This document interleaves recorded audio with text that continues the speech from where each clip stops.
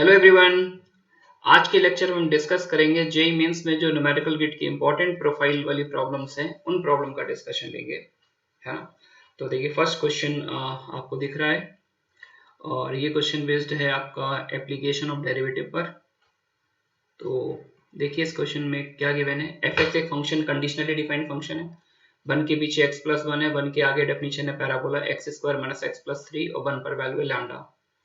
और मेरा क्वेश्चन आपसे है if f x be strictly increasing function at x equals to one, अगर हम चाहते हैं इस फंक्शन का ग्राफ वन पर इंक्रीज करे then you have to find out the number of integers in the range of lambda, है ना। तो इस तरह का प्रोफाइल बहुत ही इंपॉर्टेंट है। जेईई मेंस के लिए कोई सिंपल ऑर्डिनरी टाइप के क्वेश्चन होते हैं, कभी कभी जे एडवांस में भी ऐसा क्वेश्चन दिख जाता है, तो बस आपको कंसेप्ट को पकड़ने की देरी है। तो देखिए वन के पीछे क्या है, वन के पीछे एफ एक्स की definition straight line x plus one, slope positive यानी इंक्रीजिंग फंक्शन होगा।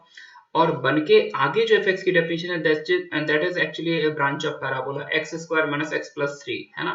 और इस पैराबोला का वर्टेक्स का एक्स कोऑर्डिनेट आप देख ही रहे होंगे, वर्टेक्स एक्स कोऑर्डिनेट कितना 1/2 है। तो हाफ के आगे पैराबोला जो है इंक्रीज करेगा, वर्टेक्स के आगे अपवर्ड पैराबोला है तो हाफ के आगे पैराबोला इंक्रीज करेगा, हाफ के पीछे डिक्रीज करेगा। तो इसका रफली हम लोग अगर ग्राफ प्लॉट कर ले तो थोड़ा अच्छी फील आ जाएगी यहाँ पर। वन के पीछे देखिए एफ की डेफिनेशन क्या है, straight line x plus one. तो मैं x को 0 डालूंगा तो 0 पर ये वन हाइट दे देगा, है ना। 0 पे वन हाइट दे देगा। और अगर मैं x को 1 डालूंगा तो 1 पर ये किस हाइट को अप्रोच कर रहा होगा, 1 पर ये 2 हाइट को अप्रोच कर रहा होगा, इसलिए होलो सर्कल लगा लिया और इन दो पॉइंट से एक लाइन पास करा दी। तो वन के पीछे ऐसा कुछ सीन आ रहा है और ये हाइट कितनी होगी 2 यूनिट, ठीक है ना।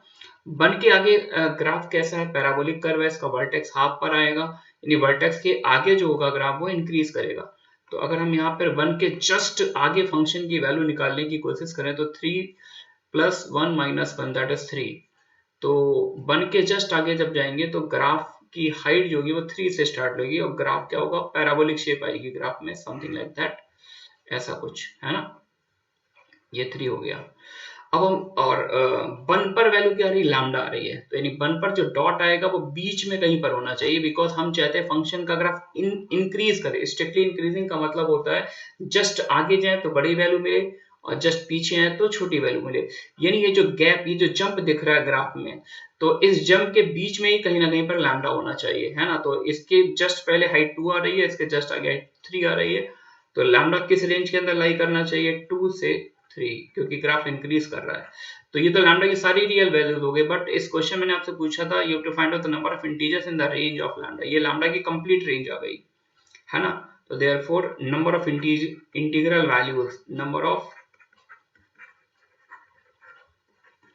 Integral values of lambda equal to, दो इंटीजर, एक 2 है और एक 3 है, ठीक है बच्चों। थोड़ा सा ग्राफिकली ऐसे क्वेश्चन में सोचना चाहिए और ये प्रोफाइल इंपॉर्टेंट है, सिंपल भी है, बड़ी आसानी से आप इसको कर सकते हैं सॉल्व। चलिए नेक्स्ट क्वेश्चन देखिए, हमारा लिमिट पर है, एक अच्छा क्वेश्चन है, डिसेंट प्रॉब्लम है जेईई मेंस के लेवल से अगर देखा जाए तो लिमिट है x goes to 0 sin square x to the power sin square x into cos square x to the power cos square x, है ना। तो कभी भी लिमिट का क्वेश्चन है तो पहले हमको ये स्टेप चेक कर लेना चाहिए कौन सी इनडिटरमिनेट फॉर्म यहाँ पर बन रही है। तो अगर मैं x गोज टू 0 इस पार्ट में लगाऊंगा तो आप फैमिलियर होंगे कि cos 0 की वैल्यू 1 होती है ना। तो इस पार्ट में तो हम डायरेक्टली लिमिट लगा सकते हैं यहाँ पर।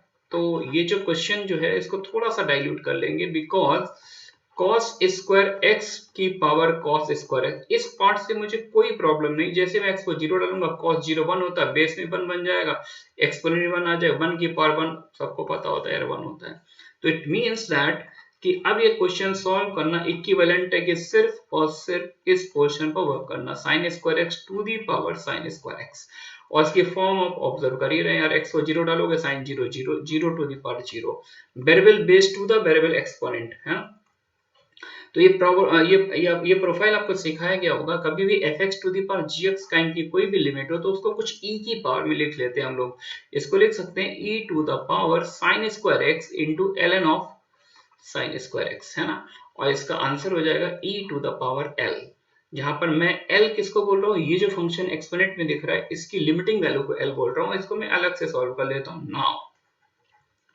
L को क्या मैं ऐसे लिख सकता हूँ यार, लिमिट x गोज टू 0, देखिए sin स्क्वायर x को मैंने डील कर लिया एक एक्स स्क्वायर से डिवाइड दे दिया, एक एक्स स्क्वायर से मल्टीप्लाई कर दिया। आप मेरी इंटेंशन समझ पा रहे होंगे मैं क्या सोच रहा हूँ। तो sign square x by x square ये 1 बन जाएगा। तो नेक्स्ट लाइन में ये आ जाएगा limit x goes to 0 x square into ln sine square x, है ना। अब यार देखो ये कोई फॉर्म बन रही है, x को 0 डालेंगे तो ये तो 0 को टेंड करेगा, साइन 0 0 होता है, लेकिन log 0 क्या होता है, log ऑफ 0 माइनस इन्फिनिटी को टेंड करेगा, यानी यहाँ पर जो इंडिटरमिनेट फॉर्म आ रही है दैट इज 0 इंटू इन्फिनिटी वाली इंडिटरमिनेट फॉर्म आ रही है। अच्छा, अगर मैं यहाँ पे लॉपिटल लगाना चाहूँ तो आपने पढ़ा होगा लॉपिटल फॉर्म हम तब लगा सकते हैं जब लिमिटिंग वैल्यू फॉर्म जो है दैट इज इधर 0/0 और इन्फिनिटी बाई इन्फिनिटी हो। तो एक वर्क कर सकते हैं इसको उस फॉर्म में कन्वर्ट करने के लिए। So I can write this product as ln sin square x upon, ये जो ऊपर वाली स्टोरी है इसको कुछ डिनोमिनेटर में कुछ टाइप से लिख दिया। और अब आप फॉर्म चेक करिए, देखिए x को जब आप 0 पुट करेंगे तो ऊपर भी log 0 इन्फिनिटी दे देगा, नीचे भी इन्फिनिटी दे देगा। तो अब इन्फिनिटी बाई इन्फिनिटी फॉर्म बन गई है ना। तो अब यहाँ पे क्या लगा देंगे, लॉपिटल्स रूल। लॉपिटल्स रूल से फैमिलियर होंगे आप लोग। क्या करते हैं लॉपिटल रूल में, न्यूमरेटर और डिनोमिनेटर दोनों को अलग अलग डिफरेंशिएट करते हैं। तो log of sine square x का derivative 1 upon sine square x into sine square x का 2 sine x into cos x, ठीक है ना। नीचे आ जाइए 1 upon x square that is x की पावर -2, तो -2 एक्स टू दी पावर -3, तो एक साइन एक्स यहाँ से कैंसिल हो जाएगा।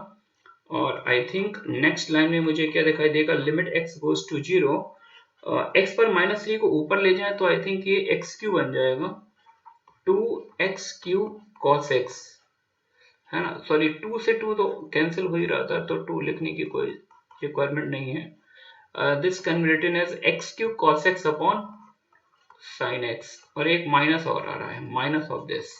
अच्छा, माइनस साइन ले लिए बाहर, और इसको अगर मैं कुछ ऐसे लिख दूं, x अपॉन साइन एक्स से एक लिमिट 1 बन जाएगी into x square into cos x, है ना। तो यार ये 1 बन गया, ये भी 1 बन गया, लेकिन ये जो x प्रेजेंट है ये 0 चला जाएगा, तो पूरे प्रोडक्ट की लिमिटिंग वैल्यू आ जाएगी 0। और ये जो वैल्यू है this is actually the value of l, but the answer of the original limit is what, the original limit is actually e raised to the power l, and if l is 0 therefore original limit becomes e raised to the power 0, that is 1। तो एक simple सी problem थी, JEE mains के level से एक ठीक ठाक एक अच्छे लेवल की प्रॉब्लम है। चलिए नेक्स्ट क्वेश्चन, f एक फंक्शन में डिफाइन किया 1,3 से 0 टू इन्फिनिटी में, फंक्शन कंटिन्यूअस भी है, डेरिवेबल भी है, और एक फंक्शनल रिलेशन मैंने दे रखा है कुछ पॉइंट्स के बीच में, और एक पैरामीटर है c के बीच में, जहाँ पर पैरामीटर c जो है 1 से 3 के बीच लाई कर रहे हैं, and we have to find out the value of k, ठीक है ना। अच्छा, क्वेश्चन को फर्स्ट लुक से ही देख कर समझ में आ गया यार, this is a question based on theorem, theorem पर बेस्ड है, और कैलकुलस का क्वेश्चन बिकॉज फंक्शन का डिफरेंशियल बोल ही दिया है, तो ये सब बातें समझ में आ गई। अब यार जेई सिलेबस में अगर थ्योरम से रिलेटेड कुछ क्वेश्चन हो तो 2 ही 3 थ्योरम है जेई सिलेबस में, ज्यादा थ्योरम्स है ही नहीं। आपके एक इंटरमीडिएट वैल्यू थ्योरम है, रोल्स थ्योरम है, लैग्रेंज थ्योरम है। तो इस एविडेंस सी को देखकर समझ में आ गया, ये भी फोकस हो गया कि यार ये क्वेश्चन जो है लैग्रेंज थ्योरम पर बेस्ड है ना। तो अब LMBT हमें लगानी है, लेकिन अब बात यार ये कि ये सीन लाने के लिए हमें कौन से फंक्शन को पिक करना है। तो जरा आप f3 को x बोले, f1 को y, तो एक फीलिंग आ रही है x minus y into x square plus y square plus x Y.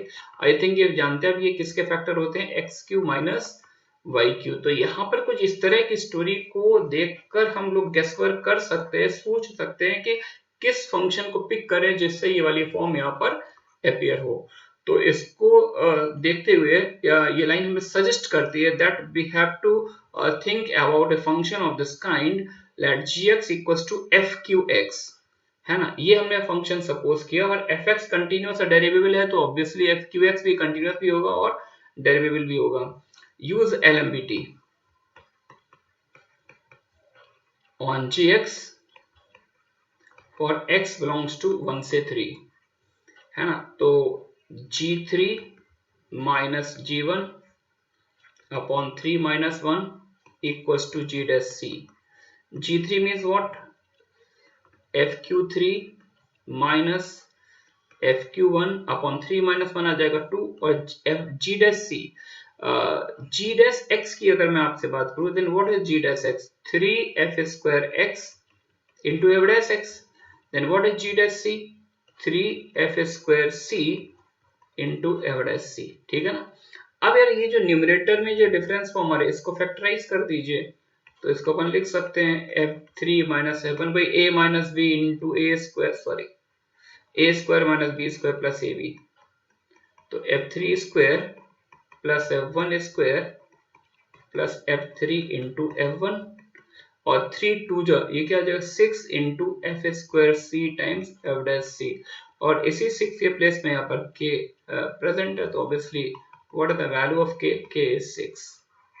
ठीक है बच्चों, तो इस तरह के क्वेश्चंस आपको देखने मिल जाते हैं जी। एडवांस में भी एक दो बार काफी अच्छे क्वेश्चंस आए थ्योरम से रिलेटेड, तो वहां पे रिवर्स थॉट जनरेट करना पड़ता है कि पिक्चर इस सीन को देखकर हमें ये फंक्शन एज्यूम करना पड़ता है कि किस फंक्शन के एजम्पशन से इस तरह की लाइन जनरेट होगी। तो इस तरह के क्वेश्चन में ये ब्यूटी होती है दैट हमें वो फंक्शन सोचना होता है जिससे ये वाला थॉट जनरेट हो। चलिए मूव करते हैं नेक्स्ट प्रॉब्लम में। If fx be a differential function satisfying this one, ये इंटीग्रल इक्वेशन पर बेस्ड प्रॉब्लम है। इंटीग्रल इक्वेशन का बच्चों मीनिंग होता है, आप कहेंगे इंटीग्रल इक्वेशन तो सिलेबस में ही नहीं है। हाँ ऑब्वियसली बेसिकली बहुत सारी इंटीग्रल इक्वेशन पढ़ाई जाती है आपको, लेकिन जेई सिलेबस की बात करें तो बहुत ही बेसिक लेवल पर थ्योरम होती है, सॉरी क्वेश्चंस मिलते हैं जो लेबनीज थ्योरम से डायरेक्टली हो जाते हैं। इंटीग्रल इक्वेशन का मतलब होता है जब कोई अननोन फंक्शन इंटीग्रल साइन के अंदर है, जैसे हमें एफ सॉल्व करना है और एफ एक्स ही इंटीग्रल साइन के अंदर आता है, तो जब कोई अननोन फंक्शन इंटीग्रल साइन के अंदर आता है तो ऐसी इक्वेशन को हम लोग क्या बोल देते हैं, इंटीग्रल इक्वेशन। डिफरेंशियल इक्वेशन से तो यूज्ड टू है आप लोग।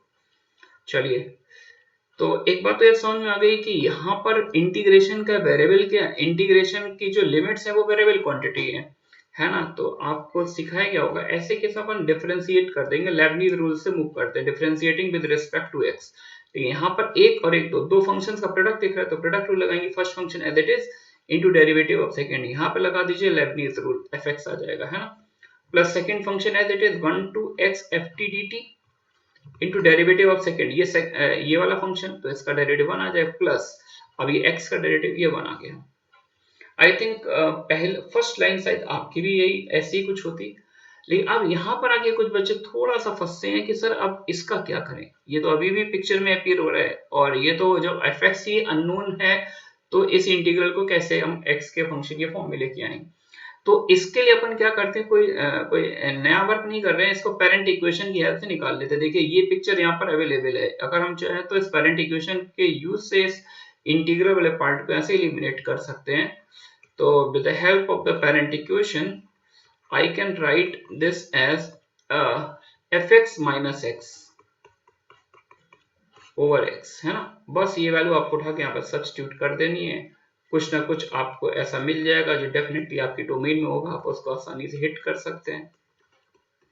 F x minus x over x plus 1 something like that, multiply कर लेते हैं, एक्स से क्रॉस मल्टीप्लाई अगर अपन कर लें, then what I can write from here, x f dash x equals to x square f x, x square f x plus fx, I think, yeah, okay. This can be further written as f dash x upon fx is actually what, x square plus 1 over x, that is x plus 1 upon x, और इसी को integrate कर देते हैं, integrating with respect to x, x के respect में integrate कर दिया, तो f dash x upon fx का इंटीग्रल क्या आ जाएगा, ln fx x plus 1 upon x का, x का हो जाएगा x square by 2 plus, sorry यार, हाँ x square by 2 plus ln x plus integration constant c। अब यार ये इंटीग्रेशन कांस्टेंट c निकालने के लिए हमें कुछ बाउंड्री कंडीशंस लगानी पड़ेंगी। आई थिंक डायरेक्टली तो कुछ भी नहीं गिवन है, लेकिन एक वर्क कर सकते हैं, जैसा कि आप जानते हैं हम लोग करते भी हैं, कि ये जो पेरेंट इक्वेशन है अगर इसमें अपन x को 1 पुट कर दें तो ये लिमिट 1 है, ये अपर लिमिट 1 हो जाएगी, दोनों लिमिट सेम हुई, वैल्यू 0 हो गई, तो f1 की वैल्यू 1 आ जाएगी यहाँ से। और इस इंफॉर्मेशन को हम आगे यूज कर सकते हैं, put x equals to 1, x 1 करेंगे, f1 1 बन जाएगा, ln1 0, 1 by 2 ln1 again 0 plus c, then c is what, c is minus half, c minus half आ गया, this implies ln of fx, इसको लेफ्ट साइड में ले जाएं तो something like that, c को minus half x square minus 1 by 2, this implies fx equals to x times e to the power x square minus 1/2। ये कुछ इस तरह का सीन बन रहा है यहाँ पर fx equals to x into e raised to the power x square minus 1/2 और अपने को f √3 निकालना है that comes out to be √3 into e to the power 3 minus 1 that is 2/2 that is e to the power 1 और हमको निकालना था f √3 upon कुछ था अपॉन e का इंटीग्रल पार्ट या f √3 अपॉन e के इंटीग्रल पार्ट की अगर अपन बात करें that becomes the integral part of √3 that is 1। तो इस क्वेश्चन का आंसर 1 आ जाएगा। चलिए मूव करते हैं नेक्स्ट क्वेश्चन पर। Let f from R to R be defined as fx equals to 2x plus 3 1 के पीछे ग्राफ क्या है स्ट्रेट लाइन है एंड 1 के आगे अगर अपन देखें definition p square x plus 1 या वेरिएबल x से p कांस्टेंट है तो ये भी एक लीनियर फंक्शन है यानी 1 के आगे भी स्ट्रेट लाइन है 1 के पीछे भी स्ट्रेट लाइन है। अच्छा स्लोप पॉजिटिव है तो 1 के पीछे भी ग्राफ इंक्रीज करेगा 1 के आगे लाइन का स्लोप आ गया p स्क्वायर तो ये भी एक नॉन नेगेटिव क्वांटिटी है ना। तो 1 के आगे भी ग्राफ इंक्रीजिंग है बस हम चाहते हैं क्या if fx is onto function बच्चों ऑन टू की डेफिनेशन आई थिंक आपको पता होगी या पता होनी चाहिए। अगर फंक्शन ऑन टू है तो ऑन टू का मतलब होता है फंक्शन की रेंज कोडोमेन के इक्वल होनी चाहिए। अगर ये ऑन टू फंक्शन है तो इस फंक्शन की अगर हम रेंज की बात करें तो रेंज पूरा इस सेट के इक्वल होनी चाहिए रेंज इक्वल टू आर यानी फंक्शन की रेंज क्या होनी चाहिए माइनस इंफिनिटी से प्लस इंफिनिटी। तो मैंने आपसे फिर पूछा पी की इंटीग्रल वैल्यूज क्या क्या हो सकती हैं है ना। तो देखिए 1 के जस्ट पीछे अगर जाए हम लोग 1 पर बात करें या 1 के जस्ट पीछे बात करें तो वैल्यू 5 आ रही है और 1 के जस्ट आगे जाते हैं तो वैल्यू आ रही पी स्क्वायर प्लस 1। अच्छा ग्राफ तो इसके आगे इंक्रीज कर ही रहा है तो अगर हम 1 के आगे जाते जाएंगे तो वैल्यू यहां से बढ़ती कहां तक पहुंच जाएगी इंफिनिटी तक और 1 के पीछे बात करेंगे तो वैल्यू माइनस इंफिनिटी से 5 क्योंकि इसके पीछे जाएंगे ग्राफ तो ग्राफ नीचे जाता जाएगा और माइनस इंफिनिटी को टेंड कर जाएगा। ये हम चाहते हैं कि फंक्शन ऑन टू हो तो ऑन टू होने का मतलब है कि 1 पर जो हाइट अचीव हो चुकी है तो 1 के आगे जो हाइट हो वो हाइट या तो 1 की हाइट के इक्वल हो या फिर उससे छोटी हो ग्राफ उसके ऊपर से स्टार्ट नहीं होना चाहिए है ना। For fx to be onto है ना। तो अगर हम सिंबॉलिक फॉर्म में अगर हम इसको मैथमेटिकली डिफाइन करें तो मेरे को कुछ ऐसा लिखना चाहिए 1 पर जो फंक्शन की 1 के जस्ट आगे जो हाइट आ रही है दैट हाइट इज लेस और इक्वल टू जो फंक्शन ने 1 पर अचीव की है ना। तो मैं चाहूंगा कि आप इसको थोड़ा ग्राफिकली फील कराऊं तो थोड़ा सा क्लैरिटी ज्यादा रहेगी। 1 के पीछे डेफिनेशन थी fx equal to 2x plus 3 तो 1 डालेंगे तो हाइट 5 आ जाएगी 0 पर हाइट 3 होगी। आई थिंक कलर अगर मैं चेंज करना चाहूँ इन कलर या थोड़ा सा कलरफुल बन जाएगा या आई थिंक या येलो वन तो कुछ ऐसा आ जाएगा 0 पर हाइट क्या आ जाएगी 3 आ जाएगी और 0 के आगे हाइट 5 आ रही थी तो ये कुछ इस तरह का बन जाएगा। ये हाइट आ गई 1 पर और ये डॉट आ गया यहाँ पर है ना। और 1 के आगे जो हाइट आ रही है that is P square plus 1 ये 1 के आगे पी स्क्वायर प्लस 1 है तो ये पी स्क्वायर प्लस 1 जो वैल्यू आ रही है इस पॉइंट का कोऑर्डिनेट क्या होगा इस पॉइंट का कोऑर्डिनेट होगा 1,5 है ना। तो ये वैल्यू जो आ रही है वो इसके नीचे से मतलब लाइन जो है इसके नीचे से स्टार्ट होनी चाहिए। आगे जो लाइन है वो यहां से स्टार्ट ले सकती है यहां से स्टार्ट ले सकती है कहीं से भी स्टार्ट ले इसके ऊपर से नहीं अब यहां से भी स्टार्ट ले सकती है। अगर इसके ऊपर से सपोज करो ये वाला केस बन गया इसके ऊपर से स्टार्ट ले गई तो मैपिंग ऑन टू थोड़ी ना होगी कुछ पॉइंट रेंज में ये वाले जो होंगे वो छूट जाएंगे तो ये वाला केस कंसीडर नहीं करना है ना। तो भाई मैंने यहाँ पर मेंशन किया था 1 के आगे जो ग्राफ की हाइट आ रही है वो 1 पर हाइट के या तो इक्वल हो या फिर उससे छोटा हो वो मैंने ग्राफिकली आपको समझाने की कोशिश भी की है। आई थिंक बात समझ आपको आई होगी। f of 1 plus means what p square plus 1 is less or equals to 5 finally p square is less or equals to 4 तो p की रेंज में कौन कौन से इंटीजर आ जाएंगे p हो जाएगा -2 से 2 हो गया ठीक है ना। लेकिन अब यहाँ पर जनरली बच्चे आंसर यही देते हैं कि टाइम का बहुत प्रेशर रहता है जेईई मेंस के एग्जाम में। तो फाइट ये होती है, हमें थोड़ा बहुत क्वेश्चन की लैंग्वेज को देखकर थोड़ा सा केयरफुल भी रहना पड़ेगा। इन केस आप बताइए -2 से 2 तक क्या सारे इंटीजर लेने हैं, किसी एक इंटीजर को ड्रॉप करना है। ऑब्वियस सी बात है कि अगर मैं p को 0 ले लेता हूं तो fx की डेफिनेशन क्या आ जाएगी, 1 आ जाएगी फॉर x ग्रेटर देन 1। यानी 1 के आगे फंक्शन कांस्टेंट हो जाएगी, ग्राफ ऐसा चला जाएगा। और ग्राफ अगर ऐसा चला गया 1 के बाद तो फिर 5 से बड़े पॉइंट तो रेंज में आएंगे ही नहीं, है ना। तो ये सारी वैल्यूज अलाउड होंगी, लेकिन p 0 वैल्यू नहीं ले सकता। 0 वैल्यू लेने पर 1 के आगे फंक्शन कांस्टेंट फंक्शन की तरह बिहेव करेगा, तो फंक्शन कभी ऑन टू नहीं बनेगा। तो फाइनली अगर हम नंबर ऑफ इंटीजर्स की बात करें, नंबर ऑफ इंटीजर्स, तो बच्चों कौन कौन से इंटीजर आएंगे, एक तो -2 आ गया, -1 0 हटा देंगे, ध्यान रखना यहाँ पर मिस्टेक हो सकती है अच्छे स्टूडेंट से भी। therefore there are only 4 integral values of p for which the function fx becomes an onto function। ठीक है बच्चों, तो देखते रहिए, कोशिश करूंगा जल्दी से जल्दी आपके और वीडियोस आपको भेजने की। जेईई मेंस का एग्जाम भी आपका नियर बाई है, ठीक है ना। कनेक्टेड रहिएगा। Okay, thanks for watching.